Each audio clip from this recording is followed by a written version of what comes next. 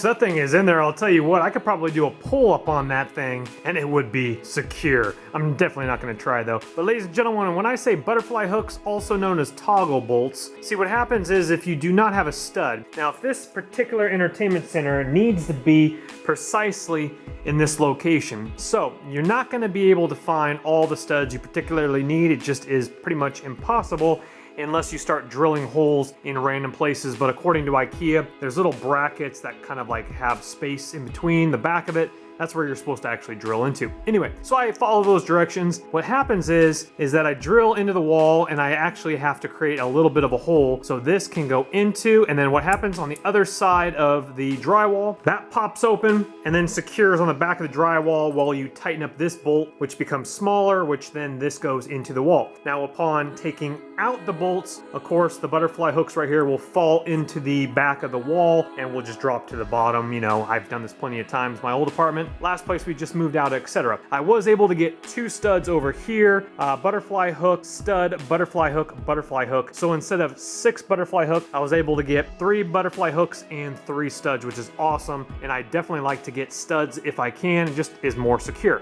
Our first apartment, I had 6 butterfly hooks and I was a little bit timid to weigh it down with some weight because what if that drywall just went boom? Anyway, we're looking at 2 sheets again.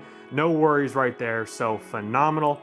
Definitely grab yourself some of these. These are awesome. And actually, because of the 2 pieces of drywall, I actually used 4-inch bolts with 3/16 butterfly hooks right there. You have to drill a 5/8 hole and then these slip in and then they go shabam and then they clamp on. Sweet. Very nice. We got our books right there. We're looking at spacing. It's looking phenomenal. You guys want to see how I hung my TV on the wall in the last 2 houses for under $5? Are you ready for this one? Okay, so on the back of the TV, we're gonna hang it literally like a picture frame here. I got my magnets on the studs right here. Let me pull down the TV because actually that's exactly where I wanna put it. Let me show you how I'm gonna hang it on there like a picture. All right, so again, with my magnets right here, I know that there's a stud here and I know there's a stud here. And if you didn't watch that vlog, it's because there are screws or nails into the drywall, probably screws, maybe nails, who knows. Anyway, so the magnets are actually catching onto the drywall, which is obviously nailed into a stud. So I know there's one right here and here. So what we're gonna do here is we're gonna position the TV. I'm gonna go ahead and put a screw in here. I'm gonna make sure it's straight over leveled. And then I'm gonna put one right there as well. And then just literally on like a 5-cent screw, I'm gonna go ahead, well, obviously it has to be a deep enough screw. Then I have my little kit here I picked up at Home Depot. This has never failed me in, I think 5 years or so. 2 different places, 5 years. I got my bolts in here with some big washers. It's wrapped around, tightened on there real nicely. That's not going anywhere, and literally, that's like a picture frame. And what I'm gonna do, again, it's gonna literally hang on there on this steel wire.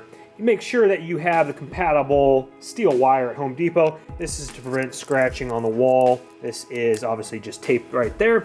Anyway, you're like, Chris, it's just gonna hang there. Exactly, because it's gonna hang there perfectly flat. That's literally the flattest you could possibly get a TV on the wall. There are ones that obviously stick out a little bit, but I'm trying to go like flat. And you're like, Chris, it doesn't tilt. Well, it doesn't really need to tilt straight over. Anyway, and you're like, Chris, it doesn't swivel. Well, that's what the downstairs man cave is for. I've thought of it all, baby. I've thought of it all. I'm just sitting here pondering. You know what I'm saying? I'm trying to hang a TV. I'm pondering ideas.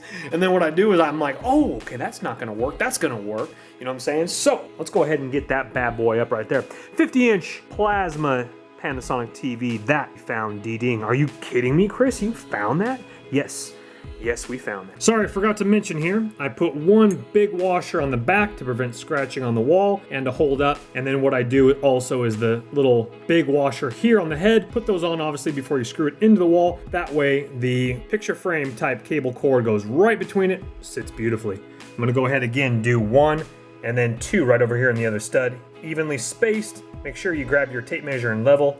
and pop her on in. Like a glove. State Farm is there. Beautiful. Only problem is that that cord management up there is a complete fail. Unfortunately, we're not gonna have wires running down. What we're gonna do, just like my computer setup, what we'll do is we'll probably have it come up like an edge of the TV right here, all the cords, and then we'll put like a plant right next to there or a vase so that the vase will block all the cords coming up, and then they'll go ahead and snake around all my LED lights, etc. HDMI cables, so unfortunately those things fail. Now, obviously, again, another idea would be if I wanted to go all the way down over them, drill in the back, have openings inside the boxes, but then I would have to like drill more holes, the top and bottom, run LED lights. I mean, you could, obviously, you know what I'm saying? If it was permanently gonna be up there and this was my house, there's a lot more things you could potentially do for cord management. Man, I'm 5 minutes late. This is not good for business. Coach is not gonna be happy about this. Let's roll. All right, guys, we're gonna do it real quick. This is the afterburn. This is gonna keep your metabolism going all night long. 5 sprawls, 5 kicks, 5 sit-ups. I've already done a whole class. I'm a little bit tired, so I'm only gonna do 5, 5, 5. Ready? 5 sprawls, 5 kicks, 5 sit-ups.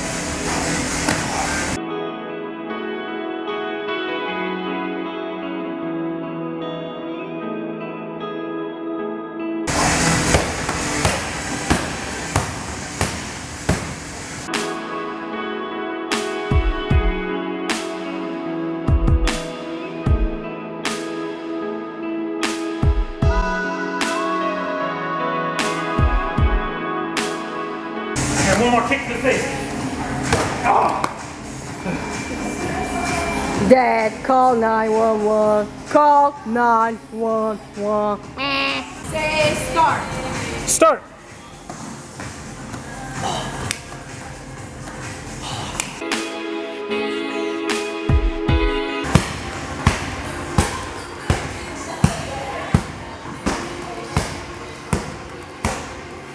Woo! Try to show me up, huh? Ready when you are, left leg.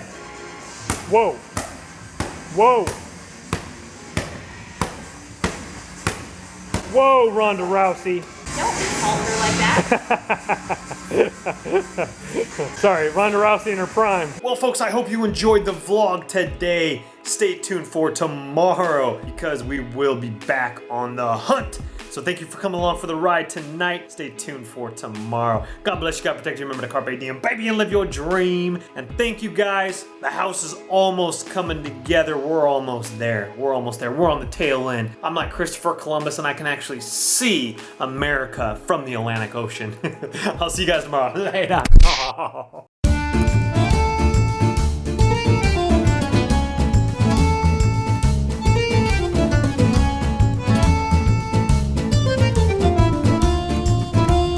That is my husband. He's 32 years old, but like as you see, oh, boo boo, come on, east and west. Oh, he's a cowboy now.